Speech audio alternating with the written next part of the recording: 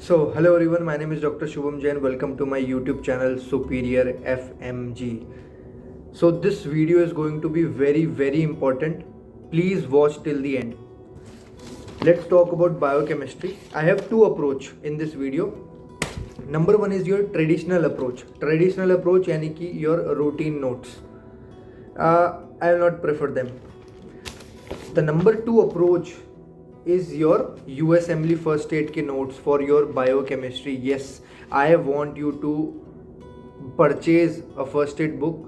2 से 2,500 रुपये आपके लगेंगे, but it is worth it. It is worth it. अब वो जो 2,500 रुपये की किताब मैं आपको बोल रहा हूँ खरीदने के लिए, यूएसएमएलई फर्स्ट एड खरीदने के लिए, मेनली 2 सब्जेक्ट्स आपको पढ़ने हैं. नंबर 1 इज़ बायोकेमिस्ट्री, जिसकी बात हम इस वीडियो में करेंगे, एंड नंबर 2 इज़ माइक्रोबायोलॉजी.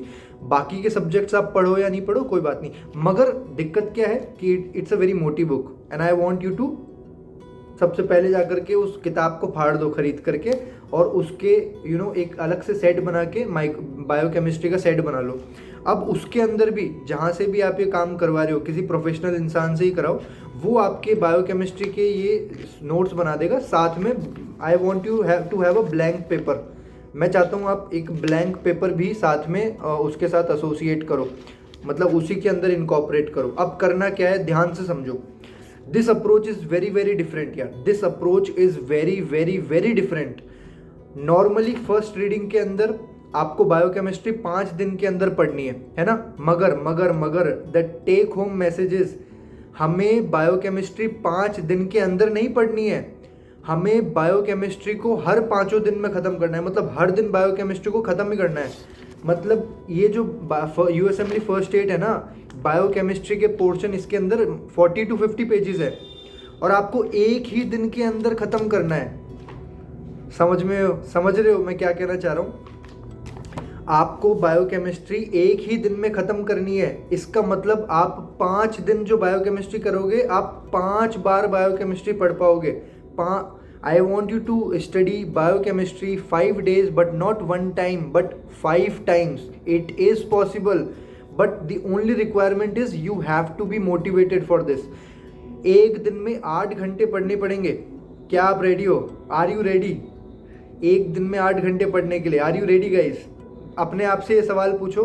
अगर आंसर हाँ निकल के आता है तो ही मेरी स्ट्रेटेजी फॉलो करो जो मैं बता रहा हूँ, वरना you can follow your traditional notes और ट्रेडिशनल वीडियोस, फिर फॉलोड बाय नोट्स, फिर followed by MCQ. I don't want you to do that. Instead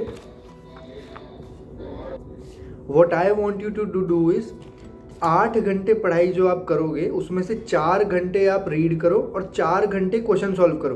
question solve करने को एक बार साइड में रखो, मैं उसकी अप्रोच पे भी आऊँगा. मगर यार 40 to 50 पेजेस है. 40 to 50 पेजेस है guys. Everything is crisp and clear. मतलब इसके बाहर से अगर सवाल आ जाए ना तो बहुत रेयर है वो, और अगर सवाल इसके बाहर से आता है तो बहुत ज़्यादा पॉसिबिलिटी है कि वो कोई और भी सही नहीं कर पाएगा. बहुत लोग गलत करेंगे, यानी कि वो क्वेश्चन ही डिफिकल्ट होगा. तो वो ट्रेडिशनल नोट्स में से भी पढ़ोगे तो भी गलत होगा. अब इसके अंदर का बेनिफिट्स मैं आपको दिखाता हूँ यार. Let me talk about the benefits. For example, जब आप विटामिन्स पढ़ते हो तो बहुत ही ब्यूटीफुली आपको विटामिन्स दे रखा है, यानी कि विटामिन की डेफिशिएंसी एक तरफ, विटामिन की टॉक्सिसिटी एक तरफ. बहुत ही प्यारे एक्सप्लेनेशंस हैं, बहुत ही प्यारे, मतलब पिक्चर्स भी बहुत प्यारी है इसकी. और एक ही मतलब इट्स वेरी इजी यार. It's very how tabular form कितना गुड है, बहुत ही अच्छे से दे रखा है. तो मैं इसको, मेरा कोई जा नहीं रहा, मेरे को यूएसएमएलई फर्स्ट एड प्रमोट करने से कुछ मिलता नहीं है. मैं आपकी भलाई के लिए ही बोल रहा हूँ, because this is something that I have done. मैं सक्सेसफुल हुआ हूँ ये चीज़ पढ़ के, तो आई एम डैम श्योर कि आप भी होगे. 40 पेजेस है. अब करना क्या है, some of you are going to read biochemistry first time and I want you to read. I don't want you to watch videos. ना, मेरे 5 दिन की स्ट्रैटेजी है जो बायोकेमिस्ट्री में, उसमें वीडियो वॉचिंग बिल्कुल भी नहीं है. पैसिव लर्निंग के मैं सख्त खिलाफ हूँ. I don't want you to have passive learning, only want you to read. 40 से 50 पन्ने एक दिन में पढ़ने हैं, यानी कि 1 घंटे में 12 पन्ने, फिर दूसरे घंटे में 12 पन्ने, फिर तीसरे घंटे में 12 पन्ने, और चौथे घंटे में 12 पन्ने. यार इट इज़ वेरी इजी. 1 घंटे में 12 पन्ने पढ़ना बहुत आसान है if you are highly dedicated, है ना. सो एक दिन में, यानी कि within 4 hours you are able to completely read this biochemistry. अब बचे हुए 4 घंटे में क्या करना है, क्वेश्चन सॉल्व करना है। अब क्वेश्चन सॉल्विंग पे आता हूँ मैं। देखो, बहुत सारे ऐसे लोग हैं जो क्वेश्चन सॉल्विंग के नाम पे प्री पीजी का ऐप यूज़ कर रहे हैं। मैं I don't want to humiliate you guys, I don't want to anything, मतलब कुछ गलत बोलने का इरादा नहीं है, but big no, pre PG के क्वेश्चन सॉल्व नहीं करने, टेलीग्राम से उठा उठा करके क्वेश्चन सॉल्व नहीं करने। I want you to use authentic source. Authentic source से मेरा मतलब क्या है, मैरो हो गया, प्रेपलेटर हो गया, या कोई अच्छी कोचिंग इंस्टीट्यूट्स हो गए, है ना। ऑफलाइन भी आप कर सकते हो, मगर एक ऑथेंटिक सोर्स होना चाहिए यार, जिसके एक्सप्लेनेशन बहुत प्यारे हों, रीड करने में मज़ा आए। यू नो, तैयारी करने का मतलब ही है कि एक्सप्लेनेशन को रीड करना, तो वो बहुत ही मेरे लिए तो प्रायोरिटी पे है। अब आप क्वेश्चन सॉल्व करोगे, कहाँ से सॉल्व करोगे? कस्टमाइज क्यू बैंक, क्योंकि 40 पन्ने में 40 सारे टॉपिक आ गए बायोकेमिस्ट्री के, तो मैं चाहता हूँ आप कस्टमाइज क्यू बैंक सॉल्व करो।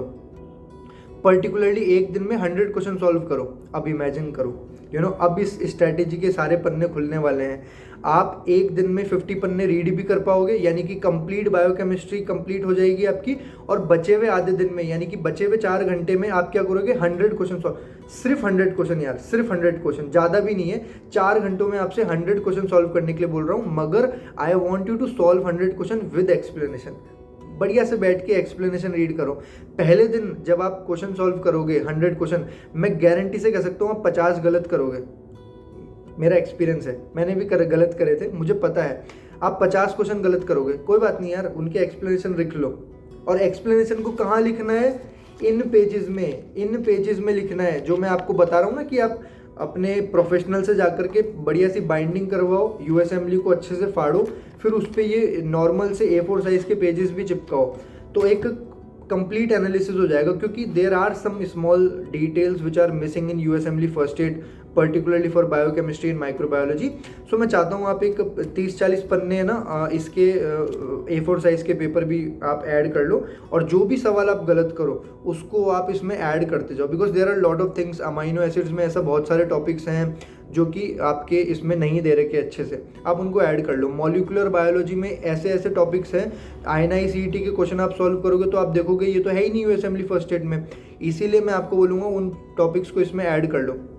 ओके, अब हम पर्टिकुलरली स्ट्रैटेजी पे आते हैं, जो कि पर्टिकुलरली कुछ इंपॉर्टेंट टॉपिक्स पे आते हैं जो कि आपसे FMG एग्जाम में पूछे जाते हैं, और जो फ्यूचर में अभी तक नहीं पूछे जा रहे थे FMG एग्जाम में, जो टॉपिक मुझे पता है जो अभी तक नहीं पूछे गए और जो आगे पूछे जाएंगे, उन्हीं के बारे में हम डिस्कस करेंगे। सबसे पहला जो सबसे इंपॉर्टेंट टॉपिक है वो है विटामिन और मिनरल्स। तो अभी तक ट्रेडिशनली आप क्या करते आए थे? विटामिन की डेफिशिएंसी से क्या क्या बीमारियां होती हैं उनको याद करते आए थे। मैं चाहता हूं वो तो याद करना ही है, मैं चाहता हूं आप टॉक्सिसिटी भी याद करो, क्योंकि विटामिन की टॉक्सिसिटी बहुत ज़्यादा ट्रेंडिंग में है। मेरे टाइम पे ही विटामिन D या फिर शायद विटामिन B6 की टॉक्सिसिटी पूछी गई थी। मैं चाहता हूँ आप हर एक टॉक्सिसिटी को भी याद करो। फॉर एग्जांपल विटामिन A की टॉक्सिसिटी से इंट्राक्रेनियल प्रेशर बढ़ जाता है, या फिर विटामिन A अगर हम ओवरडोज में ले तो वो टेरेटोजेनिक भी होता है। ऐसे ही करके फॉर एग्जांपल नायसिन की टॉक्सिसिटी से मैक्यूलर एडिमा होता है ना। तो ये टॉक्सिसिटी भी आपको याद करनी है, और पर्टिकुलरली हर एक विटामिन के जो ट्रीटमेंट आप करते हो उनकी डोज भी याद करनी है। तो विटामिन तो एक इंपॉर्टेंट टॉपिक है ही, विटामिन से ज़्यादा इंपॉर्टेंट टॉपिक है मिनरल्स, और आपके विटामिन से ज़्यादा ये जो मिनरल्स हैं, जैसे कि जिंक डेफिशिएंसी से जो होता है एक्रोडर्मेटाइटिस एंटेरोपैथिका, वो बहुत इंपॉर्टेंट टॉपिक है। उसका क्लिनिकल केस बना के दिया जाएगा आपको FMG एग्जाम में। इसके अलावा कॉपर डेफिशिएंसी और copper excess or Wilson's disease and copper deficiency और मैनकीज डिजीज, बहुत इंपॉर्टेंट क्वेश्चन है। विल्सन्स डिजीज और मैनकीज डिजीज हर बार पूछे जा रहे हैं, इनके बारे में A to Z इन्फॉर्मेशन आपको पता होनी चाहिए। विटामिन्स और मिनरल्स के अलावा ये तो बहुत इजी टॉपिक था। मेरे को जो डिफ़िकल्ट लगता है टॉपिक, जी हाँ, मेरे को जो डिफ़िकल्ट टॉपिक लगता है वो है मॉलिक्यूलर बायोकेमिस्ट्री, जो कि लिटरली अगर अपने पे आ जाए तो बहुत खतरनाक क्वेश्चन बन सकते हैं उनमें से, मगर फॉर्चुनेटली FMG एग्जाम में इतना ज़्यादा नहीं पूछा जाता। जो चीज़ पूछी जाती है वो है आपका DNA repair, for example nucleotide excision repair, फिर उसके बाद मिसमैच रिपेयर। उसमें भी 2-3 इंपॉर्टेंट बीमारियां हैं, जैसे कि ज़ीरोडर्मा पिगमेंटोसा और आपके HNPCC और लिंच सिंड्रोम, है ना। इसके अलावा एक और बीमारी पूछी जाती है लीश नीहान सिंड्रोम। HGPRT की डेफिशिएंसी से जो लीश नीहान सिंड्रोम होता है वो आपके एग्जाम में FMG में पूछा जाता है, बहुत ही इंपॉर्टेंट टॉपिक है। इसके अलावा कुछ और नेम्ड बीमारी है, जैसे फॉर एग्जांपल अमाइनो एसिड आप पढ़ते हो, या फिर अमाइनो एसिड के अंदर मेजॉरिटी ऑफ द स्टूडेंट्स क्या पढ़ते हैं, फॉर एग्जांपल उन्होंने फिनाइल कीटोन यूरिया पढ़ लिया है ना, उसके अलावा एल्केप्टोन यूरिया पढ़ लिया, फिर उसके बाद ब्रांच चेन अमाइनो एसिड से जो बीमारी होती है वो पढ़ लिया। लेकिन इसके अलावा जो रिसेंट ट्रेंडिंग टॉपिक है ना, सॉरी फॉर द डिस्टर्बेंस, तो मैं आपको बता रहा था जो रीसेंट टॉपिक है वो है टायरोसिनीमिया। टायरोसिनीमिया टाइप 1, टाइप 2 और टाइप 3, ये बहुत ही ज़्यादा ट्रेंडिंग टॉपिक है जो अभी रिसेंटली नीट पीजी और INICET में पूछा जा रहा है, और चांसेस हैं कि ये आपके FMG में पूछा जाए। इसके अंदर बेसिकली टाइप 2 टायरोसिनीमिया ज़्यादा इंपॉर्टेंट है, उसकी डिजीज़ एक पॉपुलर नाम है, दैट इज़ रिचनर हैनहार्ट सिंड्रोम। ये बहुत ही इंपॉर्टेंट है।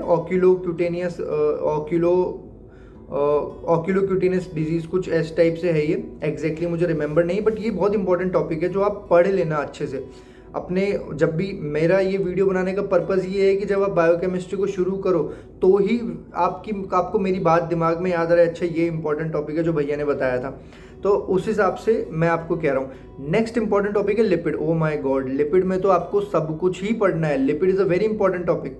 लिपिड के से रिलेटेड जो एंजाइम डेफिशिएंसीज वगैरह ये तो आती है, इसके अलावा हाइपरलिपिडीमिया और हाइपोलिपिडीमिया। हाइपरलिपिडीमिया में जैसे कि हाइपर काइलोमाइक्रोनीमिया, हाइपर कोलेस्ट्रोनीमिया। इसके अलावा आपका एक बहुत ही फेमस डिजीज़ है टेंजर्स डिजीज़। टेंजर्स डिजीज़ में ऑरेंज टॉन्सिल्स मिलते हैं बेसिकली। ये INICET का फेवरेट टॉपिक है, जो मुझे लगता है कि ईजी टॉपिक है और FMG में पूछा जाना चाहिए, तो आप इस चीज़ को लेकर के पढ़ो। इसके अलावा एक बहुत ही बेसिक टॉपिक है जो कार्बोहाइड्रेट से या फिर बेसिक बायोकेमिस्ट्री से पूछा जाता है, जैसे कि फेड स्टेट और फास्टिंग स्टेट। फेड स्टेट के अंदर और फास्टिंग स्टेट के अंदर इसमें से पूछा जाता है कि हाई इंसुलिन ग्लूकागॉन रेशो किस में होता है। फॉर एग्जांपल फेड स्टेट में होता है। अब यही नहीं पूछा जाता हाई इंसुलिन ग्लूकागॉन स्टेट के अंदर क्या क्या चीज़ें आपको देखने को मिलती है। तो आप बेसिकली अगर ये फेड स्टेट में होता है तो ये इसमें इंसुलिन ज़्यादा देखने को मिलता है। ये हाइपोफॉस्फोराइलेटेड स्टेट के अंदर होता है। और इसके अलावा इसमें कौन कौन से, अब ये क्वेश्चन ही आता है मेनली कि इनके अंदर कौन कौन से एंजाइम्स देखने को मिलेंगे आपको बढ़े हुए। तो जो भी इंसुलिन से रिलेटेड एंजाइम्स होंगे वो देखने को मिलेंगे। और एक एंजाइम है जो नहीं देखने को मिलेगा, वो है हार्मोन सेंसिटिव लाइपेज। तो हार्मोन सेंसिटिव लाइपेज के बारे में आप बहुत डिटेल में पढ़ ही लीजिएगा क्योंकि क्वेश्चन आता है। इसके अलावा 4 ऐसी बीमारी है जो कंफ्यूज करती है और जो एग्जाम में आपके FMG एग्जाम में आएगी। For example classical galactose urea, इसके अलावा classical galactose urea, non classical galactose urea, essential fructose urea और हेरिडिटरी फ्रक्टोज यूरिया। ये 4 बीमारी है और इनके एंजाइम्स और इनका क्लिनिकल केस और डिस्क्रिप्शन जो एग्जाम में आता है, जो बहुत इंपॉर्टेंट है। अब देखो, आज तक हम लोग क्या करते आए थे कि हम लोगों ने बीमारी पढ़ी और उसका एंजाइम याद कर लिया। नहीं, what I want you to really learn is the clinical features. Clinical features बहुत इंपॉर्टेंट है। फॉर एग्जांपल एक क्वेश्चन है, यानी कि चेरी रेड स्पॉट। तो अब चेरी रेड स्पॉट तो टे सेक्स डिजीज़ में भी मिलता है और नाइमेनपिक डिजीज़ में भी मिलता है। तो यार इन दोनों को डिफ्रेंशिएट करने के लिए आपको इसके थोड़े से और क्लिनिकल फीचर्स पढ़ने पड़ेंगे, तो एग्जाम में वरना आपको 2 ऑप्शन में कन्फ्यूजन होगा। तो ये थी मेरी छोटी सी एडवाइस आपको बायोकेमिस्ट्री को लेकर के।